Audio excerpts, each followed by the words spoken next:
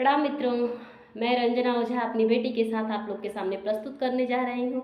बहुत ही प्यारा सा ललनवा गीत। उम्मीद है आप लोगों को पसंद आएगा। यदि पसंद आएगा तो प्लीज़ मेरा सपोर्ट कीजिएगा। आप सभी के सपोर्ट की मुझे बेहद आवश्यकता है, तो प्लीज़ सब्सक्राइब कीजिएगा, लाइक कीजिएगा और वीडियो को फुल वॉच कीजिएगा। आप सभी से रिक्वेस्ट है।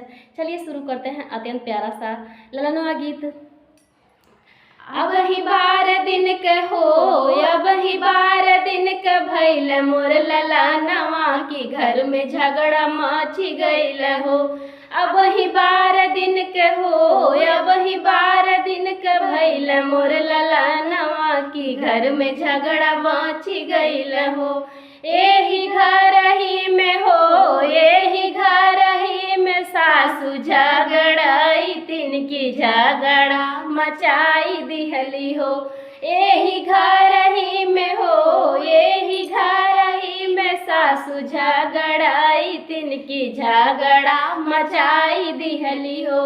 एक दिन आई जई है हो, एक दिन आई जई है भैया से भतीजवा ततोह के कुटवाई देब हो। एक दिन आई जई है हो, एक दिन आई जई है भैया से भतीजवा ततोह के कुटवाई देब हो। अब ही बार दिन का हो, अब ही बार दिन का भइल मोर ललनवा की घर में झगड़ा मची गइल हो। अब ही बार दिन का हो, अब ही बार दिन का भइल मोर ललनवा की घर में झगड़ा मची गइल हो। एही घर ही में हो, एही घर ही में जेठनी झगड़ाई तिनकी झगड़ा मचाई दिहली हो। एही घर ही में हो, एही घर ही में जेठनी झगड़ाई तिनकी झगड़ा मचाई दिहली हो। एक दिन आई जई है हो, एक दिन आई जई है भैया से भतीजवा ततोह के कुटवाई देब हो।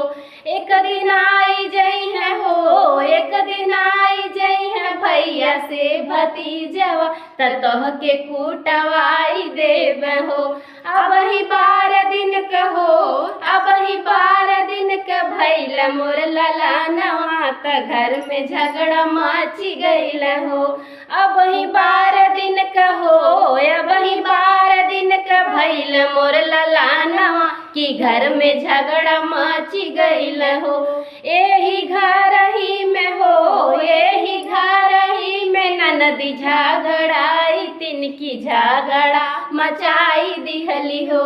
एही घर ही में हो, एही घर ही में ननदी झगड़ाई तिनकी झगड़ा मचाई दिहली हो।